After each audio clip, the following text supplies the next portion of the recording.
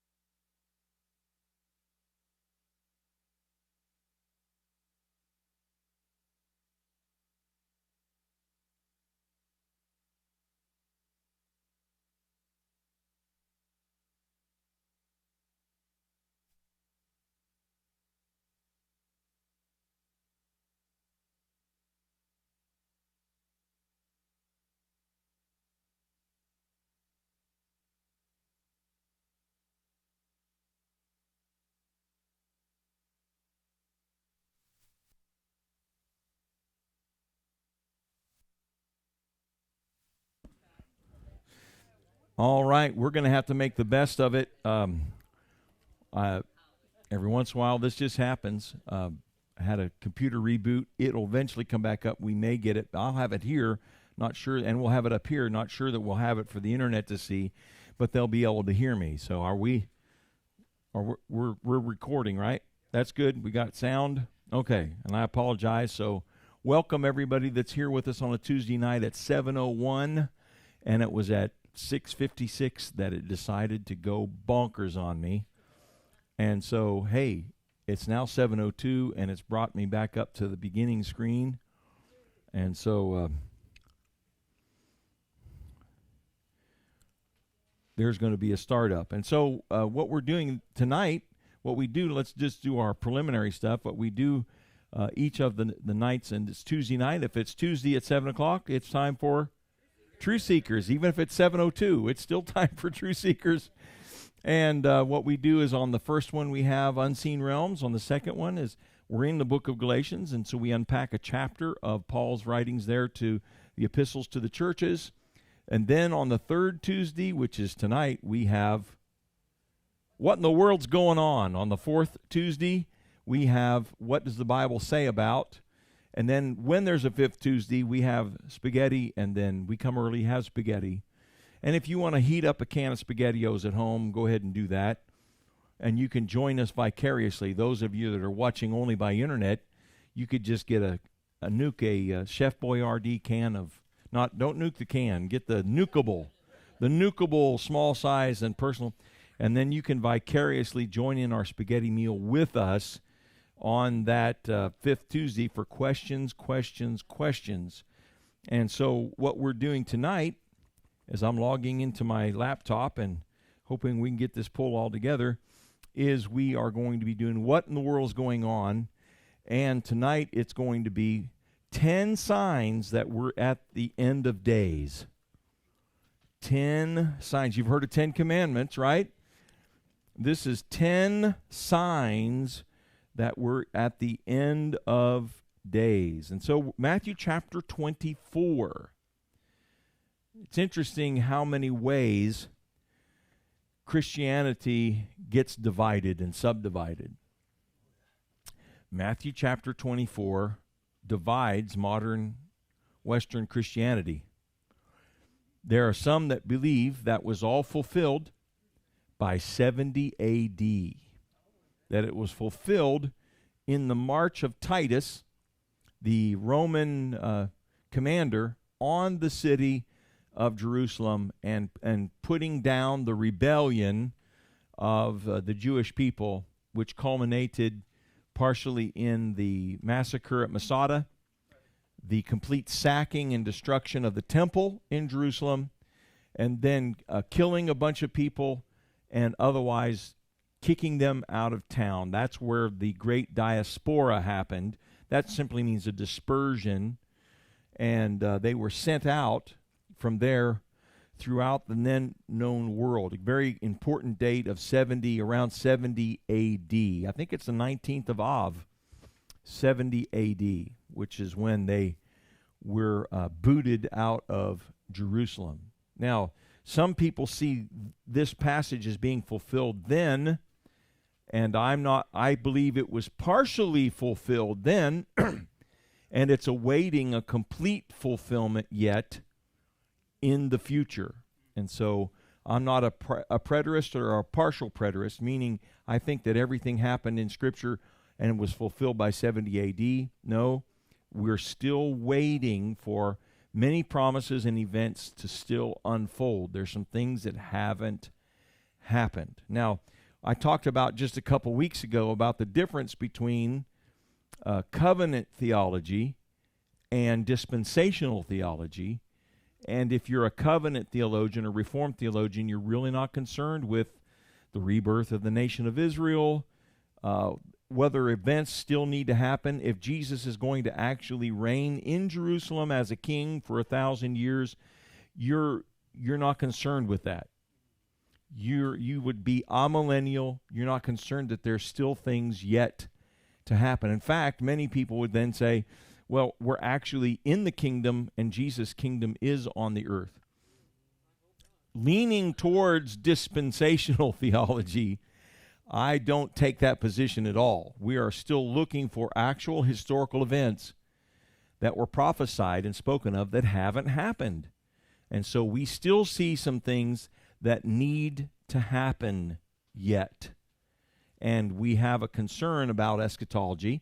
So typically, those that are dispensational, those that are Protestant, those that are Pentecostal, those that are charismatic, will tend to be, and even those that are Methodist to a great extent, will be looking towards the future with actual fulfillment of things that were promised that weren't completely fulfilled in the Old and New Testament. So, we're getting closer. I'm going to open up 2 programs here, and I'm going to continue, but I'm going to begin. Matthew chapter 24, and there's some of us in the room that have actually been at this location that's going to be mentioned.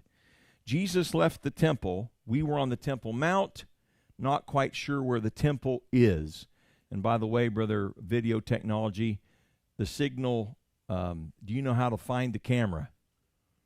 Okay. The rest of us in the room will see that, or else I can disappear from view for just a moment and get that. In fact, that's what I'm going to do. In just a moment, I'll be right back.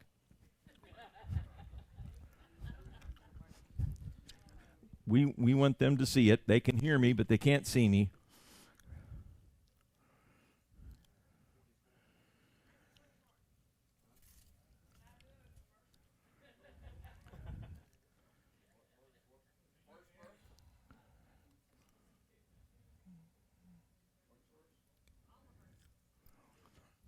Okay, when that comes up there, you can move it over, okay? Oh, chapter 24 of Matthew. I apologize. This caught me out. We won't show everybody my screensaver of the Minnesota Vikings. We won't. Everybody in the room can see that, but we won't subject those people online to that. So Matthew chapter 24, as I'm waiting for Microsoft 365 to open up PowerPoint, Jesus left the temple and was going away when his disciples came to point out to him the buildings of the temple. Now, we've been there. There's very little left of the Temple Mount and the buildings that were up there.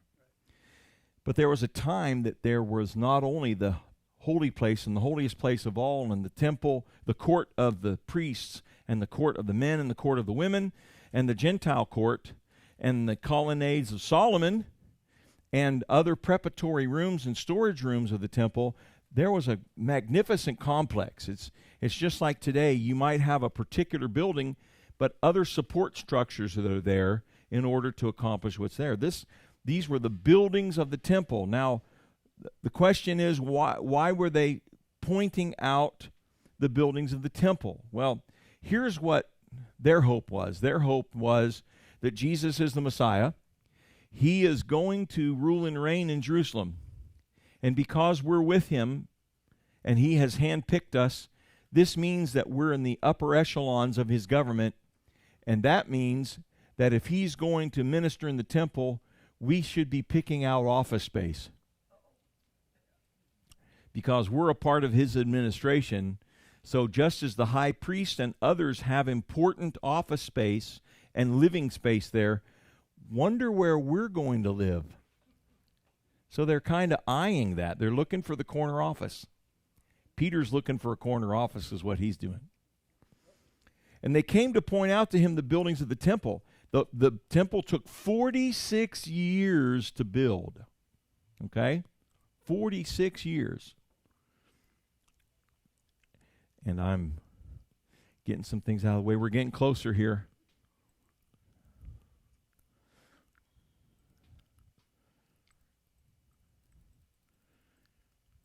Okay.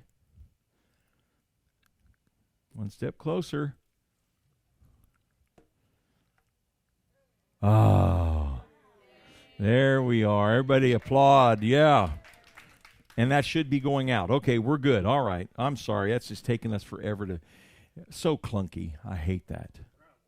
Anyway, Jesus left the temple and was walking away when his disciples came up to him to call his attention to its buildings.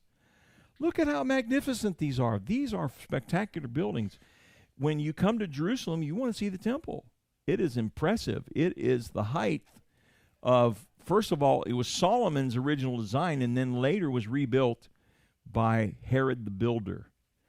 And there was impressive architecture and just impressive structure.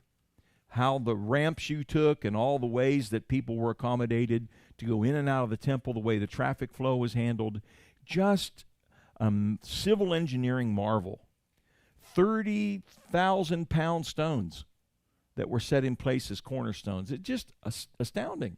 So, Jesus left the temple and he's walking away, and his disciples called attention to its buildings.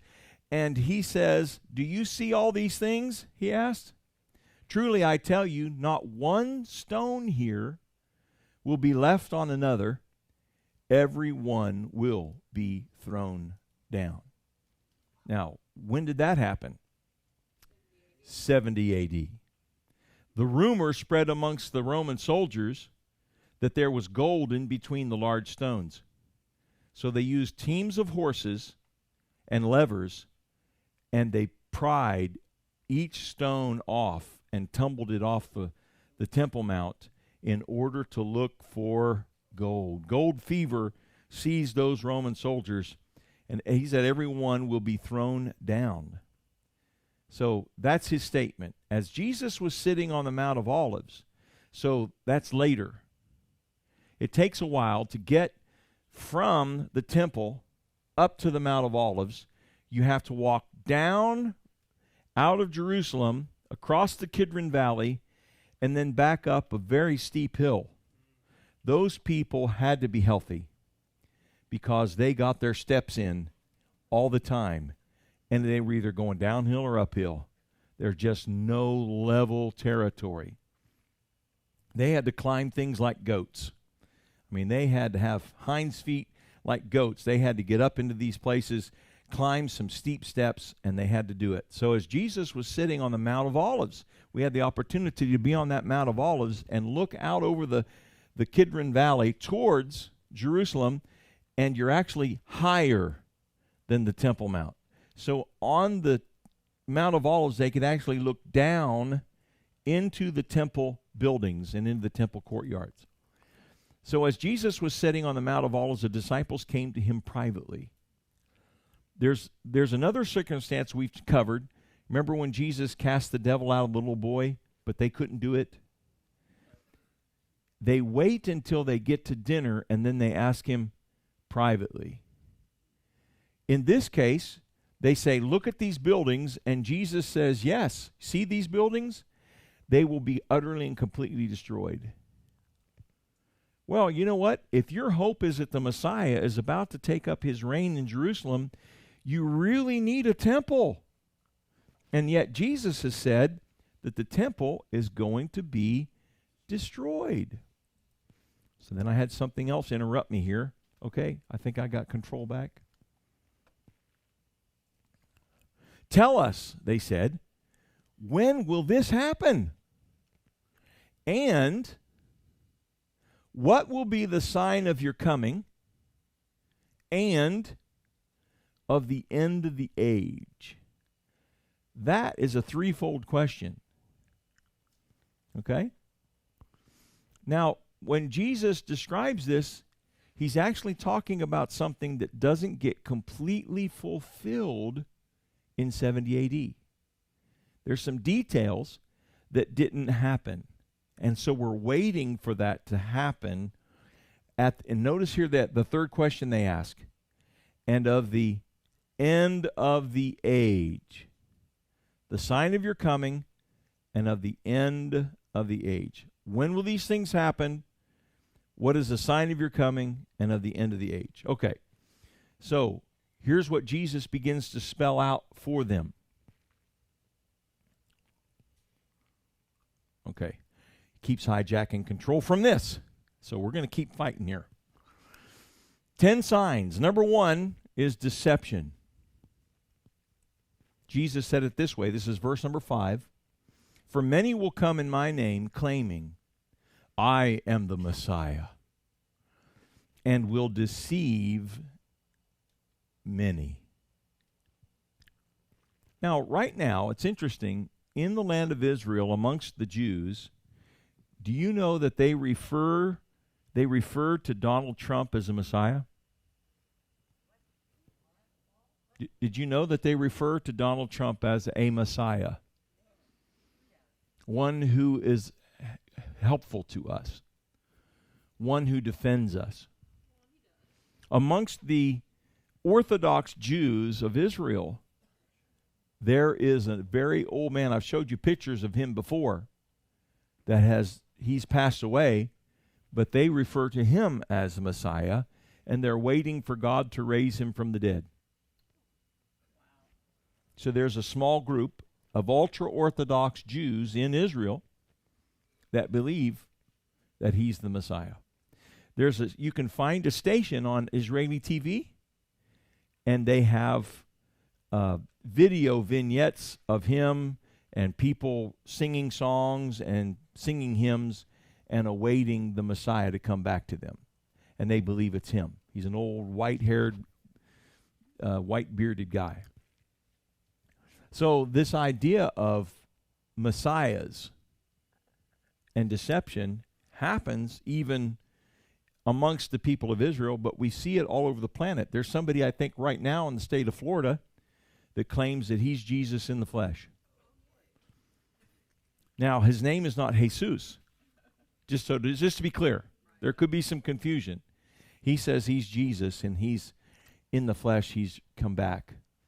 And there are people who believe him, and they join themselves to him and support him financially. So we have this all over the place. And so here's what the feature is: deception. In fact, he says, do not be deceived. Don't be deceived, because the enemy is going to be involved in deception. There are going to be people who come who say, I am the Messiah. Number 2, dissension. He says, you will hear of wars and rumors of wars. So do we see people who are claiming to be Jesus, the Messiah? Yeah, we see that. We have them all over the earth and in Israel. You will hear of wars and rumors of wars. Have you heard any wars before? How many of you know what World War II was called? The war to end all wars. But before that was World War I. The Great War. And before that, there were wars between nations. And then we get past that. We have World War II, the war to end all wars. And out of that, we went into the Cold War with Russia and the Korean conflict. We're still in a ceasefire with the Korean conflict, with a demilitarized zone between North and South Korea, communist North, free South. And then we got into the Vietnam War in the United States, along with some other allies, and we fought that. And since then, there has been Afghanistan, Desert Shield, Desert Storm. On and on and on it goes. And we've had, right now, there's a concern of a hot war starting up, China doing something with Taiwan, and Russia and the Ukraine and the United States somehow getting involved. So what are we hearing right now? Wars and rumors of wars. Now, at this point in time, we need to read on, because some of us are starting to pull our hair out. Oh, this is terrible, Pastor. Why are you going to depress us with this? Well, Jesus is telling us what's going to be happening at the end. What will be the signs? What will be the sign of your coming? What will be happening at the end? When will this all happen? He says, see to it that you are not alarmed. See to it that you're not alarmed. You say, well, Jesus said this would happen. Okay? Such things must happen, but the end is still to come. Number 3, devastation. Nation will rise against nation, and kingdom against kingdom. There will be famines and earthquakes and pestilences. It's not in the NIV, but it's there in the King James and in some of the old translations. There will be famines and pestilences and earthquakes in various places. So, devastation. Isn't that a happy word? Let's not have any words that begin with D, except for Doug.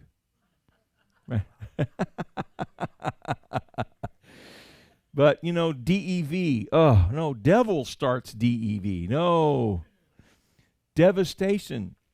So, famines and pestilences and earthquakes. So, what causes famines, typically? It's a lack of food, but what can drought or flood? You can have a crop, all you need is a crop failure. You can have too much rain, you have a crop failure. So weather being a problem. Weather being a problem, so there's famines, and as a result, crops fail. Egypt has, in the ancient time, went through a 7-year famine. Canaan regularly went through famine times. They just knew to pack up and go down to Egypt till the famine was over and then come back. So it's like, we're going to live here, but not very long, because we're going to have to go down to Egypt here pretty soon. So there will be famines, and then pestilence. What's pestilence? Plagues, disease. Disease. And so something, whether it's microscopic or not, that spreads a disease, which is microscopic. Okay? So what are we seeing? Well, we're seeing famines, but we're also seeing pestilence. We just a couple years ago, remember we were talking just a couple weeks ago, what officially is June 2023 was the end of COVID-19. That was an international issue and was manufactured in a lab by human beings. So a lot of times we think pestilence and we think, well, that's got to be a naturally occurring microbe that jumps from animals over to humans somehow, whether it's avian flu or swine flu or whatever brand of flu that it's jumped across. And they tried for the longest time to convince us that it was just a naturally occurring bat virus. And we find out that it was a militarily engineered, purposefully re-engineered bat virus, and we saw it moving across. Now, what we're hearing, if you listen to the head of the UN, you listen to the World Economic Forum, you listen to the World Health Organization, then you hear statements like this: just a matter of time until we have Plague X. We have another round of this. Well, I wonder why they're so sure. Wonder how there's so much of this that's actually human engineered. And there's not only engineering this, but then they're locking down what it would take to cure people so that they corner the market on that, and then they can sell it. So I know it sounds very cynical, doesn't it? It's not a very wonderful thing to contemplate and think about, but we're not talking about simply accidental pestilences. There's a lot of on-purpose pestilences that are happening here. And then earthquakes in various places. We had earthquake outside Oklahoma, up in Oklahoma. We have earthquakes happening where people are like, why do we have earthquakes there?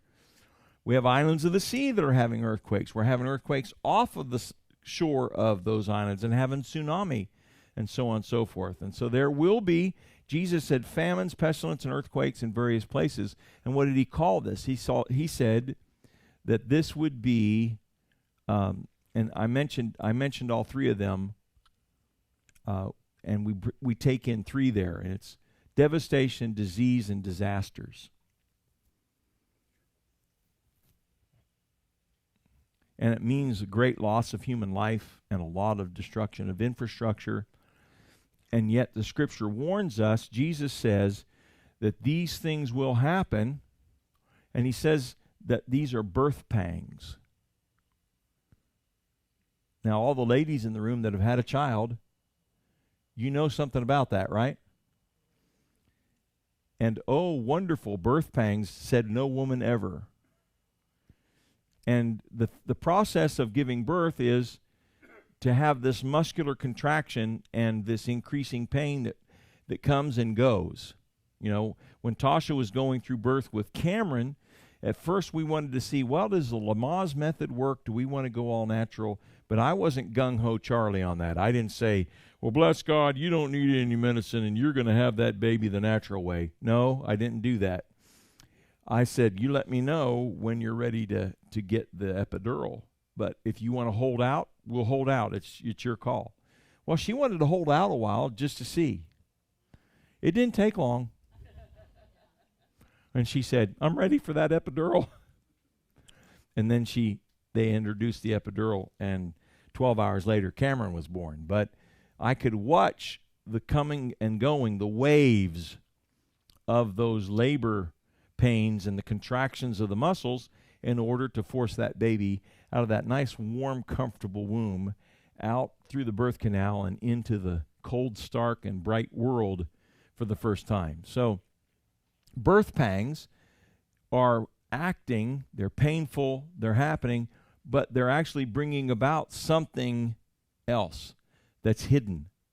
And so Jesus calls these birth pangs. These things are happening, are signaling that there's something more going on. So do we see those things happening? We're seeing that. We're in the modern age.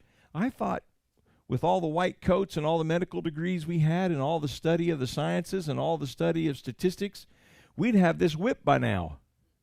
But we haven't, have we? And we have these pestilences, these famines, and these earthquakes. And my concern is that some of this is actually human manufactured. Some of it is experimental. Some of it is actually human aided or exacerbated. And Jesus simply says this is the beginning of birth pangs. Number 6, you didn't know we jumped that quick. We got 3 in 1. So number 6, death. Jesus says very specifically, then you will be handed over to be persecuted and put to death. Who's he speaking to? The guys who asked him, what's going to be the sign of your coming, the end of the age, right? And he says, you're going to be handed over to be persecuted and put to death. Did this happen to many of them? Yeah.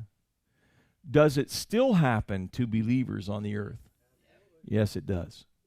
If you want to be sobered by that reality, you can go to the website Voice of the Martyrs. And you can look at the number of modern martyrs, that people that are rounded up and regularly killed. In fact, because there's more of a global population and there's more Christians on the earth than ever before, we actually have the largest number of people being martyred ever. But you never hear about it, do you?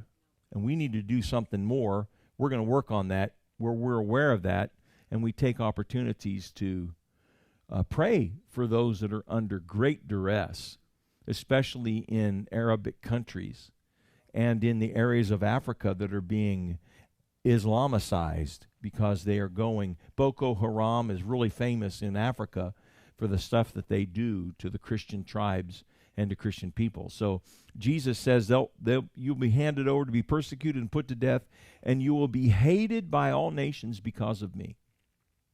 There are 2 groups of people that are hated by all nations when things get really rough: Jews and Christians. And when you read the book of Revelations, the focus is on the Jews because it looks like the Christians aren't there. That's why we believe in a rapture. And all the focus goes back to Israel and the whole earth. Now, what's already going on? What are we seeing? One of the signs of the end is the desire to utterly destroy the Jewish nation. No, it's never articulated like this. The speeches never sound like this. You know what? The UN invented this thing called Israel. So here's what we need to do. We need to find another place on earth that's very nice and similar to Israel, but nobody else is living there, and we just need to take the whole nation and move it there, and we'll all be happy, and we'll all sign the agreements. We'll all give it a thumbs up. We just are really irritated that Israel is right here between the Mediterranean and the Jordan River, and between the Wadi of Egypt and up here to the north at edge of Syria. So if we could just find another place, we'll all vote in the UN, we'll move them there. That's never proposed. It is never proposed as a peace agreement with the Palestinian Liberation Organization or Hamas or the others, because here's what their answer is: there can be no negotiation and no agreement except for Israel be utterly destroyed, not only in this land, but everywhere in the world. We will not be happy until the Jews are no more. Isn't that amazing? Now, in America, this is not the motivation politically. There's a handfuls of people and others who are being paid to go out and protest, to make it look like it's more significant in the U.S. But, we're sitting here saying, well, maybe that could work. But everywhere else in the world, they are absolutely fit to be tied, and they want nothing more, nothing less. They will be made happy by nothing other than the utter and complete destruction of the people of Israel. And then here's their next goal: all of the infidels, all of the Christians, because they have been raised up from the root out of Israel, out of Judaism, And these people of faith, they believe in Jesus not just as a prophet, but as God and very God, the one who came and died for their sins. They are infidels and blasphemers, and so we're going to turn our sights then to all Christians, and that is what the centerpiece of Islamicism stands for. So this is the spirit of the Antichrist made manifest with a hatred against Israel and a hatred against Christians. So you will be hated by all nations because of me. Guess what? That's getting close, isn't it?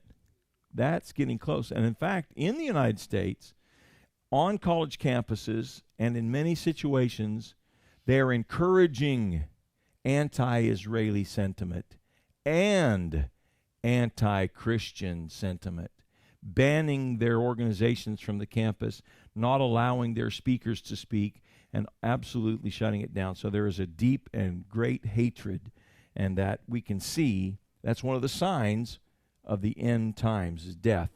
Number 7, disloyalty. Disloyalty. Now notice this one. Boy, this is a tough one. At that time, so they've asked a question that starts with an answer in 70 A.D., but moves to the end of the age. You see that? In Matthew chapter 24, they ask a question that deals with a fulfillment that's coming and that we know happened in 70 A.D., but continues the sign of his coming and the end of the age. Now, how long's an age? Can be thousands of years, right? So, at that time, at what time? When you're handed over to be persecuted. So the world is against Israel, against the church, against the people of God. Now, did that happen under the Roman Empire? Sure. Sure it did. They had times of outbreak of persecution, rounding up of Christians and destruction of Christians and Jews. But this is the whole world. Notice that he says it wasn't nations that were against them. It was only the Romans. Now notice it says you'll be hated by all nations. That's all the people of the earth. And we're moving closer to that because of me. Because of me. Because of Jesus. So, at that time, many will turn away from the faith and will betray and hate each other. Wow, what is this? This is a great apostasy. At that time, many will turn away from the faith. There are some that want to propose that if a person is saved, then they're locked in their eternal security.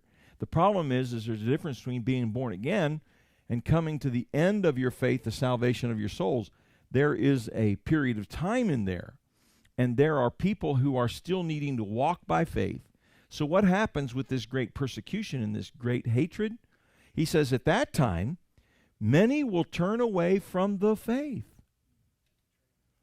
Jude says it this way.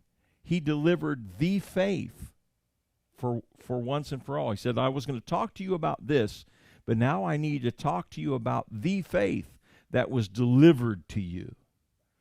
So at that time, many will turn away from the faith and will betray and hate each other. Wow, what's that? Disloyalty, betrayal, and disloyalty. Do you know that right now, the American church is seeing a great defection from the faith? Almost every denomination is showing decline. People are not coming to faith in Christ. People are stepping away from the faith. So there's becoming a betrayal, and then he says they hate each other. Well, if they don't have agape love, what are they going to have? Hatred. Number 8. This is such a happy lesson. I'll end early tonight, and that way you'll say, well, at least we got out early. Okay, number 8. delusion. And many false prophets will appear and deceive many people. Paul talks about this way. He talks to Timothy and he says, the Holy Spirit is speaking that expressly, then in the last days perilous times shall come. Men will be lovers of themselves, heady, high-minded, despisers of them which are good. And he talks about those that heap to themselves teachers having itching ears. These are false prophets because they tell people what they want to hear rather than what they need to hear. Now, do you know that the gospel, the faith, is offensive to the world? Number one, Jesus is the only way. Bigots, why can't you be more broad-minded? Why can't you be like the Unitarians and believe that all roads lead to God and everybody just has to find their own truth? Nope, doesn't work that way. And so we get accused of being bigoted. Why is it so important to you that Jesus died upon the cross? Because we have a sin problem and we need somebody to take care of that. Why is it so important to you that he raised up from the dead? And so these false prophets come in and say, you can live just the way you want to. Well, obviously God has made you that way. Who am I to complain? And so then they prophesy to them smooth things and help them feel comfortable in their sin, and they find themselves under what? He said, a delusion. And here's what, I think it was Paul that said, because they would not receive the love of the truth, he gave them over to a strong delusion so that they might believe a lie. Now, are we living in an age of delusion? Whew. Have you seen all the flavors of churches and some of the stuff that's outright spoken of by God as being blasphemous and unacceptable? In fact, if you read the last chapter of the book of Revelation, it says everybody that does this can have no part in the kingdom of heaven. If you read, like we did last week in the book of Galatians, the works of the flesh, was it last week? Yeah, it was last week. Time flies when you're having fun, right? And how does it talk about the works of the flesh? It talks about, it says, and those that do these will have no inheritance in the kingdom of heaven. And yet the false prophets will tell people you can live just the way you're built and made, and your temperament and your sin language, you can just practice that, and somehow you can love God and do that. What's that called? Delusion. Because they will not receive the love of the truth, they're given over to a strong delusion that they might believe a lie. Wow. But who warned us 2,000 years ago? Jesus did. Based upon a simple question. When they said, hey, look at the buildings. He said, not one stone will be left upon the other. Let's ask him later. And after they climb up on the top, and it's just Jesus and his disciples, they go, anyway, okay, what are you talking about? What do you mean? And he says, be careful. This is how this is going to play out. And you need to realize that this is the end of the age. Delusion, number 8. Number 9, defection. Because of the increase of wickedness. Now, what is wickedness? Wickedness is the twistedness of humanity blamed on God. Well, God made me this way. I can't help it. This is the way God made me. Because of the increase of wickedness, people doing evil and yet claiming God's blessing, privilege, and glory in doing it, the love of most will grow cold. Now, how many's most? So if you have a billion people, how many's most? Somewhere between 600 million and 750 million, somewhere like that. Because of the increase of wickedness, the love of most will grow cold. How many of you are curious what the Scripture uses the word for love there? Agape. The love of God. Humanity is never assigned the love of God unless they've been born again. An unborn again person can't express the love of God. They can't be expected to love like God does because they're not born again. Only someone who's born again, made new, is a new creation, has the ability and capacity given to them by God to love, agape. He says the love of most will grow cold. Is he talking about worldlings? No. So this is a great defection. Some would refer this as the great falling away. And then number 10, we need to end this on a happy note. Would you agree? Other than, okay, we're done and we're done early. Okay. Number 10, we started slow and got out of the block slow, and we had problems technology-wise, and then we're going to sandwich that by getting done early, right? Somebody say, yeah, I'll believe it when I see it. Yeah. Number 10, declaration. Now, Jesus has shared 9 pretty depressing things, hasn't he? See these? Not one stone will be left upon the other. Ugh. Not only that, but people will kill you. Ugh. There's going to be earthquakes and pestilence and famine. Ugh. They're going to hunt you down and imprison you. The nations of the earth are going to kill you. There is going to be a great defection from faith. On and on and on it goes. False prophets and so on and so forth. I'm thinking they're probably thinking, we can't handle any more of this. I mean, we just asked you about the buildings in the temple, and you lay this on us. And he says this, and this gospel of the kingdom, this good news of the kingdom will be preached in the whole world as a testimony to all nations. And then the end. Would they ask him? The end of the age. Then the end will come. So with all of that, rumors of wars, devastation, pestilence, all that stuff, we're still looking for this to be the trigger. He says this right here is birth pangs. This is building up to something. But what does he finish with number 10? It's like way up here. This gospel of the kingdom will be preached in the whole world as a testimony to all nations. And then the end will come. Now, how do we know that this happens? When we read the book of Revelation, we see them around the throne. Every kindred, tribe, tongue, and nation. Representatives of all the ethnicities of the world and all the languages of the world around the throne. How'd they get there? They responded to the gospel that was preached in their land, to their people and their language.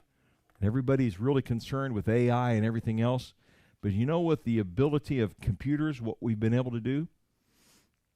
We've been able to develop written languages, get scripture into that language, get translations done in record time, and get the gospel spread all over the world.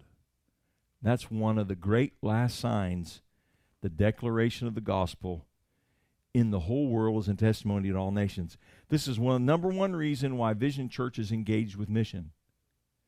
This is why we support missions, because the Great Commission has been called out to us by Jesus, and we want to get the job done. We want Bibles to be printed in different languages. We want to sponsor people who live amongst people and decide and figure out their language and then get to them the gospel in their language, because we want to make sure that we line up with the prophecy, with what he has told us needs to happen, and that is this gospel will be preached in the whole world as a testimony to all nations, and then the end will come. There's something that needs to come about. Well, we're right there in the very last days of the last days. We're right there. Can you see all of those things sitting there? All the signs seem to be hanging up, don't they? And we're waiting for that last convert. I wonder who that last convert's going to be. I wonder what their name's going to be. I wonder if we're going to be able to walk up to them in heaven and say, okay, who's the last one? Okay? If an angel's going to say, see this lady right here? She's the very last one in the door, the very last one to respond to the gospel before the end of the age. We're going to be able to meet the first one. We're going to be able to meet the last one. And he said, this gospel will be preached. That's a high, happy note to end on, isn't it? Not only are we getting out early, but this gospel shall be preached. We need to make sure we do our part of getting that gospel preached, supporting that gospel getting preached. So next week we're going to talk about what does the Bible say about, and we're going to get into a topic next week. I don't know at this point what it's going to be, but it's going to happen. And then if you have any questions, you can email your questions for our Fifth Tuesday study questions at questions@visionchurch.ag. All questions will be treated as anonymous. And at 7:50, I just want to say, hope to see you again next week at 6:55. Let's hope that we have a countdown working and we can start right at 7 o'clock. What does the Bible say about? Until then, may God's grace and peace be upon us. The Lord bless you as you go.